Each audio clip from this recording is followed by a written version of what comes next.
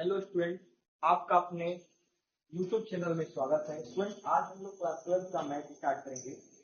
इसका first chapter है आपका रिलेशन एंड फंक्शन।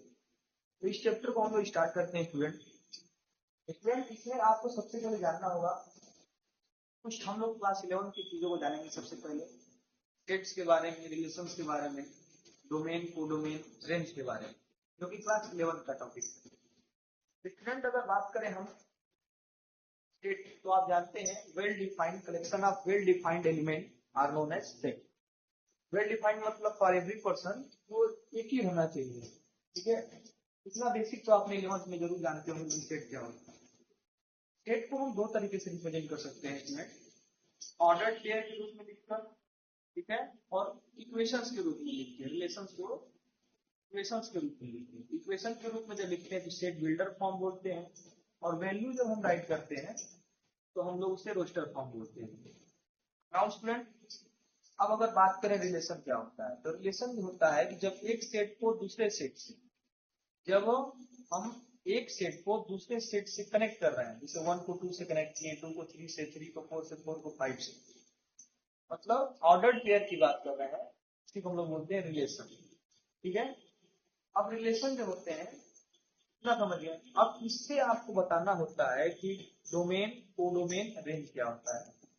तो जितने भी फर्स्ट सेट के जो एलिमेंट्स हैं जिनका कनेक्शन है उसे हम लोग बोलते हैं डोमेन, और जो पूरा कंप्लीट सेट बी है, जो सेट बी पूरा होगा आपका, उसको बोलेंगे हम लोग कोडोमेन,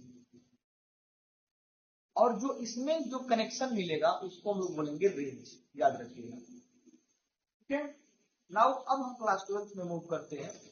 तो हमको यहाँ पर पढ़ना है रिलेशन का टाइप। रिलेशन कितने टाइप का होता है। ठीक है स्टूडेंट, क्लास 12 में, ये सब 11th का था अभी तक।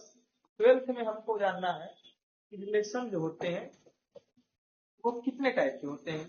तो हमको 12th में रिलेशन को 3 टाइप का पढ़ना है। ठीक है, एक होता है आपका रिफ्लेक्सिव, ठीक है, एक होता है सिमेट्रिक, और एक होता है आपका ट्रांजिटिव।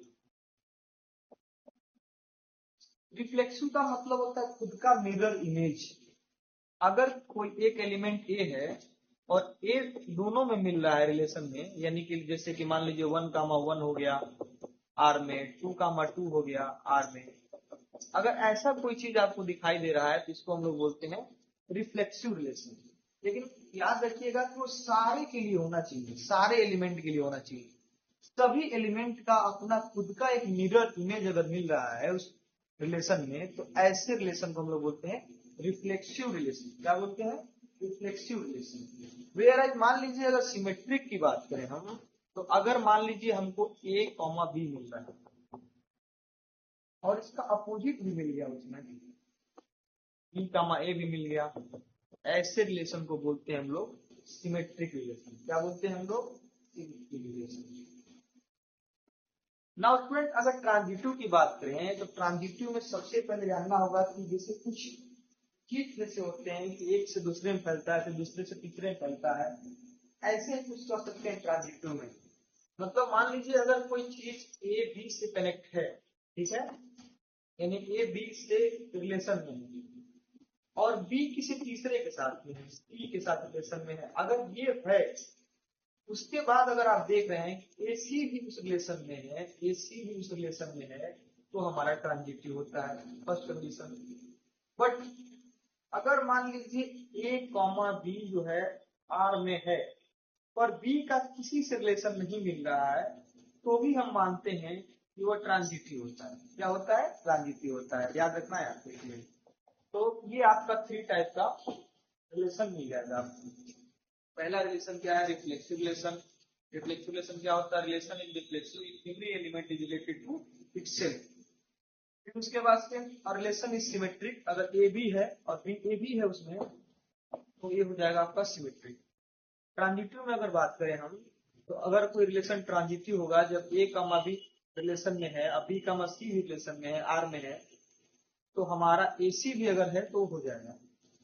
बट आप याद रखिए कि अगर कोई पेयर अगर बी से स्टार्ट ही नहीं हुआ तो उसे भी हम ट्रांजिटिव मानते हैं। ठीक है, और अगर ट्रांजिटिव नहीं होगा जब ए बी और बी सी हो लेकिन ए सी आर में नहीं हो।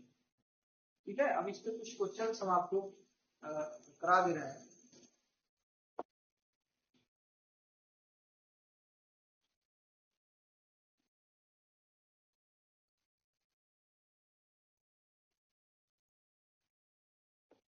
स्टूडेंट